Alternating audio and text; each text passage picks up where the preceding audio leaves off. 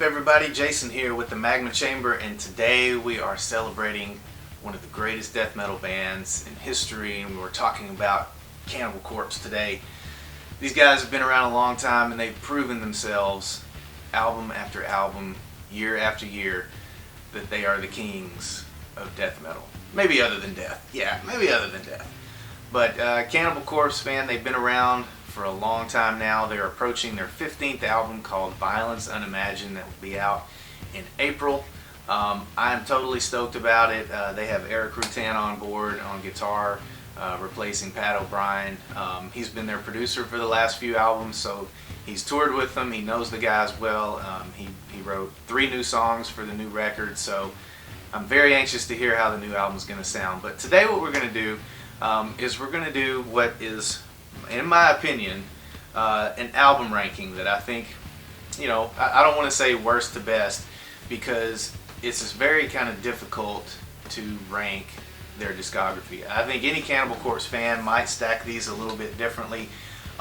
They're such a consistent band that, you know, one day this one might be better than the other. It's almost like my favorite Cannibal Corpse record is the one I'm listening to at the time. But I kind of really thought about their albums, and I wrote them all down, and I'm like, would I put this over that, or would I, you know, is this better than that? So there are a lot of things involved. I mean, they have kind of stayed in their lane. They've gotten groovier and more technical, and kind of shifted back and forth. I think that their songwriting has gotten better as the years have gone on. So a lot of factors involved in how I rank these. So in no way am I saying that the very, you know, last album that I'm going to talk about is worse than the other one. You know, any fan is going to have these differently. So, you know, they'll be like, oh man, I can't believe you have this ranked so low. Doesn't mean I don't like it. I love every one of their albums. I own all of them. Live albums, DVDs, shirts. I mean, you know, I'm a fan. So I wouldn't be taking the time to do this if I wasn't a fan of these guys. But my first exposure to this band years ago, when there were actually music stores, we're talking back in the early 90s, I was going through a local music store. Hastings was the name of it. You know, we used to have the store Hastings down south here. I don't know how far out they went. But going through the CDs, and I happened to see Eaten Back to Life on the shelf. And I saw it, and this was back in the day when they had CD long boxes. I mean, you youngsters out there probably have no idea what I'm talking about, but even though CD cases were like this, they used to package them in these long boxes. So this is how long ago it was. Anyway, I saw Eaten Back to Life. I saw the cover, and I was like, what the heck is this? And I looked on the back and started reading all the song names, you know, Edible Autopsy, A Skull Full of Maggots, and that kind of stuff. So I was like, who would actually listen to something like this? So I kind of saw it as a joke band. This was way before I was into metal and stuff, so I just didn't know what to think of it. Kind of laughed it off and put it back. And then before you know it, I end up seeing this band in this movie called Ace Ventura, and it was Cannibal Corpse. You guys all know the scene I'm talking about. So that was, I feel like, a lot of people's exposure to Cannibal Corpse, and maybe even to death metal in general. So I think that their appearance in that movie can't be understated as how important that was, not only for the band, but for metal and death metal especially. You can imagine that being in the movie theater watching that movie, and all of a sudden Cannibal Corpse just comes on the screen with Hammer Smash Face, and you just see everybody going down. So that was my first, like, actually hearing the band themselves, and I was like, oh my god, this is crazy. So anyway, after seeing them in the movie, you know, a couple of years later, I started kind of diving into their stuff, and of course, you start listening to a band like Cannibal Corpse, especially with the album covers, and you're thinking, oh my god, like people are going to think I'm crazy for listening to this stuff, and like, am I supposed to like this, or am I just weird? So maybe a little bit of both, I'm thinking. But anyway, so we're going to kind of go through their discography, and I'm going to tell you kind of how I rank them. And actually, I'm going to go in order of my ranking. So before we get started here, I am going to be showing their album covers. If you know anything about the band, their album covers are extremely intense. They're very controversial, especially their first few. So if you have a weak stomach, I don't know, keep watching anyway. You know, just have a bucket next to you to puke in, I guess, if you need to. So anyway, And speaking of the artwork, they've had the same artist for every single album. On every single album, everything they've done has been Vince Locke. He's the creator, artist of Dead World Comics. The band was a big fan of his work, and so when they started doing albums, they reached out to try to get him to do their album covers, and he's been their guy ever since. So he's done some amazing artwork for these guys. So a little history on the band here. They started, their first album came out in 1990. They were originally from Buffalo, New York, but they were recording down in Tampa at Morrisound so often that they liked the weather in Florida a lot more than the cold Buffalo, New York.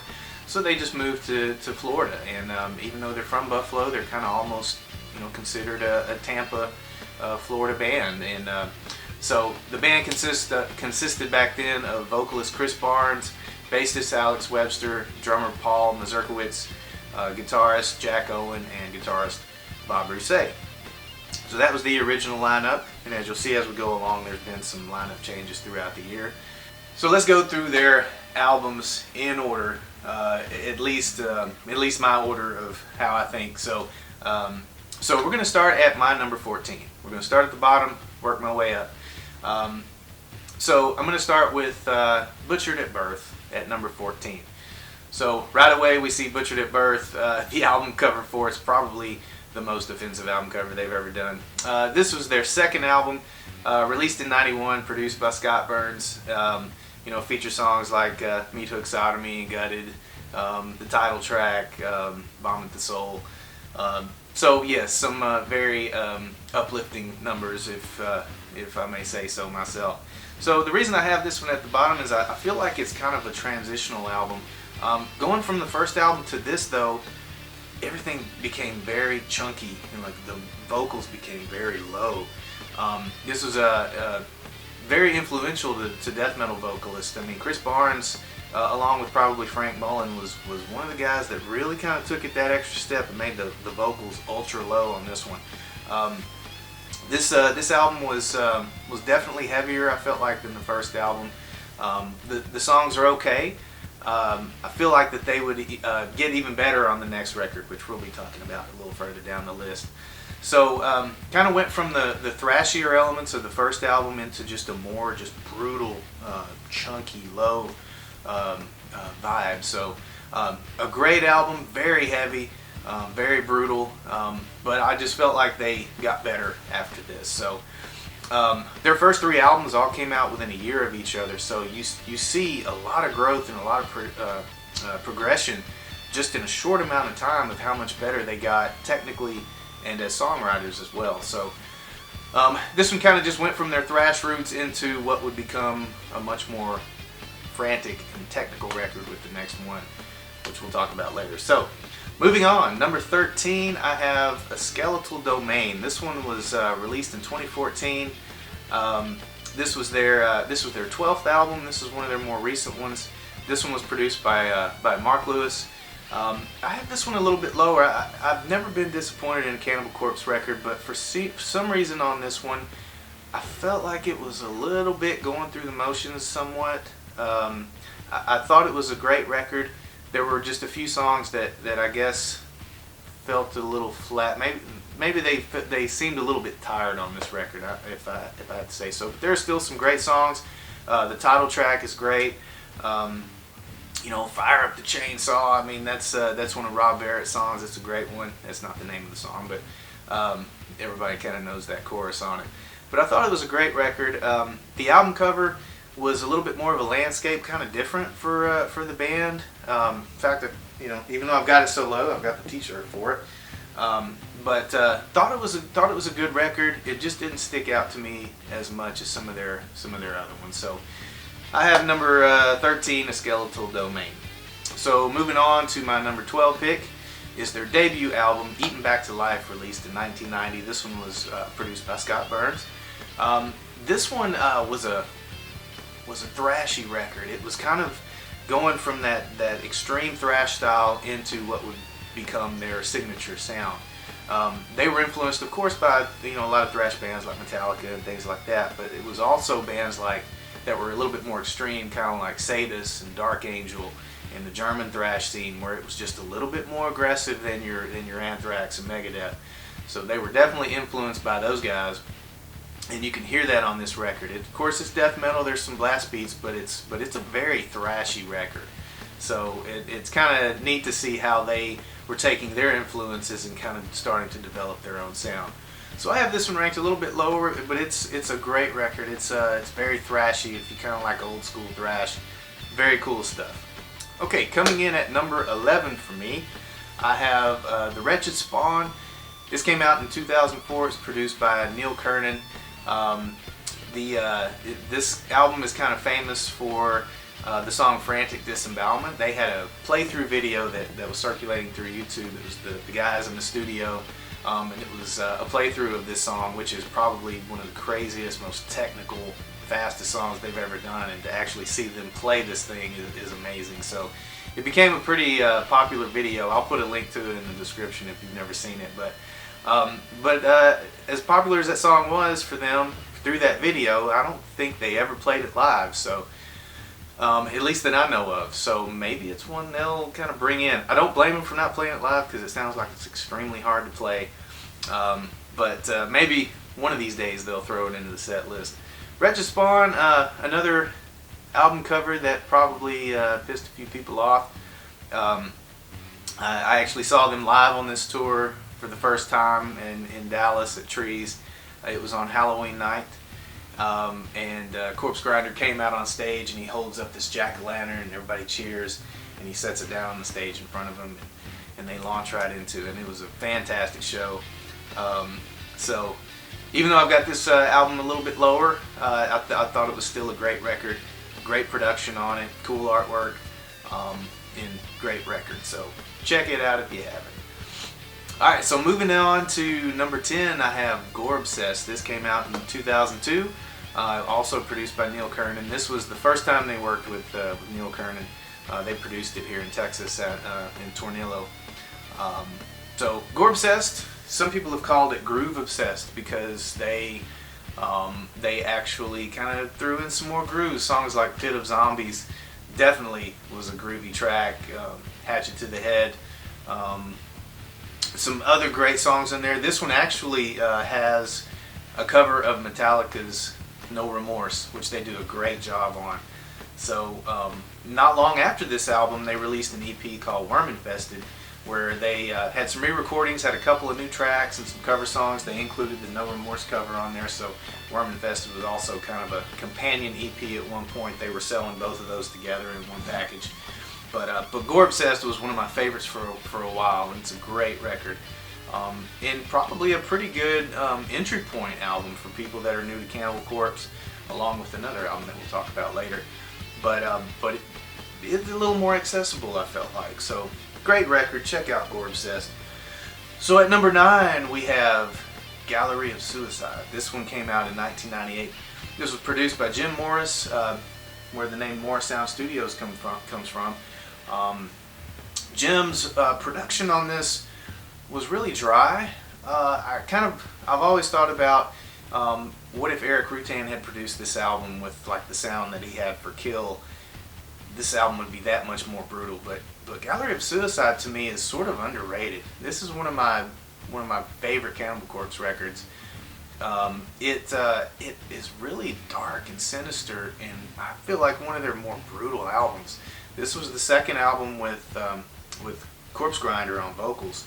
Also the first album with Pat O'Brien, who came in from Nevermore. Pat O'Brien came in, he was a brand new guitar player, wrote a couple of tracks for that album, and wow. So the lyrics are sick, the artwork is sick, very cool album. But yes, this one stands out to me as being a little more sinister, kind of dark for them. But great record. So coming in at number 8, we're going to go to the previous album, Vial from 1996. This one was produced by Scott Burns. This was the last album to feature Scott Burns as producer. This is also a very special album for me, because this was the first Cannibal Corpse album I actually bought. And also because this is the first album to feature Corpse Grinder on vocals. He came in from the band Monstrosity. If you haven't checked out Monstrosity, they're great. But he was the vocalist for Monstrosity, and actually Scott Burns was producing Monstrosity and Cannibal Corpse at the same time in 2 different rooms. So Corpse Grinder did the vocals for both albums, so he would run over to one room, do some vocals for one album, come over to another studio room, record some vocals for Cannibal, and so he was back and forth. Had his hands full. For it to be his debut with Cannibal, he was probably under quite a bit of pressure to deliver. So Vial was very cool, and in fact, there is a version of this record that came out with a box set that they released called 15 Year Killing Spree. The original album was going to be called Created to Kill, and there are some recordings on there where it's some of the songs from Vial, what would become Vial, with Chris Barnes on vocals. And you can just tell that Barnes' vocal style just wasn't matching the songs very much. The band was wanting to go into a much more technical direction. Barnes was wanting to go into kind of a groovier direction, so there were some disagreements on the direction and the way the band should go. Barnes wasn't happy in the band wasn't happy with Barnes. So they fire him, and then he says, "Nah, I'm not, I quit." So I think he was relieved, and the band was relieved. Barnes went on to form 6 Feet Under, which we won't talk about 6 Feet Under. But anyway, Cannibal got more technical and was able to go in the direction that they wanted to go, and Barnes was able to go the direction he wanted to go in. So it worked out for everybody. Number 7 for me is Evisceration Plague from 2009. This one was produced by Eric Rutan, who is now in the band. Evisceration Plague followed up a pretty big album for them, which we'll get to in a little while. Great songwriting, very heavy. You had your fast songs, your slower songs. They kind of still had that groove in there. The artwork was very cool. There was another more graphic piece of artwork on the inside. The band was kind of getting to the point where they were maybe not making every single album cover just completely grotesque, where maybe you had to open up the album to see the real artwork. So anyway, it was a great record. Not really much to say about it, I guess, but great songs, great heavy production on it. Still continued to be technical when it needed to be. They were really, really honing in on their songcraft on this one. So Evisceration Plague at number 7. So coming up next is probably, if they have a classic under their belt, this one would have to be it. And I'm sure some people might be surprised that I have it this far down, or I don't have this one at number 1. But I'm talking about Tomb of the Mutilated. Came out in 1992. This features their biggest song, Hammer Smash Face, what they performed in Ace Ventura. They play that song live every time. I think it's kind of their closer every single night. Even though the first time I saw them, it was like the second song they played, so I thought it was kind of odd that they played it so early in the set. But Hammer Smash Face is a classic. Everybody knows that song. The rest of the album is sick. Yeah, we won't get into some of the lyrical content on this one, but the album cover, of course, is iconic. So when you have 2 zombies going at it that way, it's something that definitely shocked people. I know that Trevor from Black Dahlia Murder said he went to the store to buy it on cassette, and when he took it out and looked at the cassette cover, he put it back. He said, "You know what? I don't think I'm quite ready for this one. I'm going to have to prepare myself." Tomb of the Mutilated, I have it where it is just because I felt like that their songwriting got better after this. It seemed, very frantic from one section to the next, which was cool at the time. I mean, it was kind of, you felt like you were going off the tracks. And so, some great riffs. Bit of trivia on this one, Jack Owen actually recorded all the guitar parts on this record. This was the last album to feature Bob Rousset on guitars. I believe that the problem was Bob was great when he played live, but when it came to being a little bit more precise in the studio, he had trouble keeping up with that. At least that's what I heard. So he would leave after this album, and they would quickly get Rob Barrett from Malevolent Creation and Solstice to come in and take his spot. So Tomb of the Mutilated, it's a classic. I love this record. I just kind of felt like that their songwriting got better after that record, and that's why I kind of have it where it is. So at number 5 for me, I have their latest album, before the one that's about to come out, Red Before Black from 2017. This one was produced by Eric Rutan, and this one to me kind of harkened back to Eaten Back to Life a little bit. This one had some of that old thrash element come back into it, so the production was a little more raw than I'm used to hearing from them, even though it was produced by Rutan. But yeah, I really dug the thrashy element, kind of a technical thrash deal going on with their signature chunky grooves and stuff. So great artwork on it. You know, not their most graphic, but still pretty cool. But a great record. It was kind of all over the place for me at first, but then, you know, the more I listened to it, the more I liked it, and I think it's a slamming record. So very cool stuff. Red Before Black. Number 4 for me was a bit of a comeback record for the band. This one kind of bumped them up a little bit. It kind of they sounded reinvigorated on this record. I'm talking about Kill from 2006. This was the first album produced by Eric Rutan, so his heavy production really elevated them. So they were working with somebody new, even though they knew Eric. New producer, new studio, everything. So this album saw the return of Rob Barrett on guitars. He had replaced Jack Owen. Jack was one of the original members who decided he didn't want to do death metal anymore, or at least that's what he said at first, and then he went and joined Deicide. I don't know, I guess he just got tired of being in Cannibal Corpse. But Rob Barrett had left, but he came back for this album, replacing Jack. So we had Rob and Pat O'Brien on guitars together. So a lot of new stuff for the band here. They just sound reinvigorated. Everything was just heavier and more brutal, but it still had the songwriting chops to go along with it. So definitely a great album and a very important album for them. So moving on to number 3, I have Torture from 2012. I really felt like Torture was some of the best production and songwriting that they had. The artwork, of course, at least when you had the CD, you had the slipcover, so when you took the slipcover off, you saw what the actual artwork was. It was pretty graphic. But Torture was great. You had Scourge of Iron, which is just a pit, headbanging, just the whole place headbanging during that song, had that slow groove to it. So Scourge of Iron was great. Encased in Concrete was great. So all the songs on there were awesome. Another great album from them. I just feel like that this album has some of their best songwriting on it, and I think it deserves to be pretty high up on the list. So moving on to number 2, we have The Bleeding from 1994. This was the last album to feature Chris Barnes on vocals. The Bleeding, to me, if I were to introduce this band to somebody, this is the album that I would hand to them. I feel like it's a little bit more accessible after the craziness and sporadicness of Tomb of the Mutilated, the previous record. This one kind of straightened things out a little bit. The riffs were catchier. Going from one section to the next wasn't as immediate. They kind of got a lot better at putting actual songs together, making them memorable.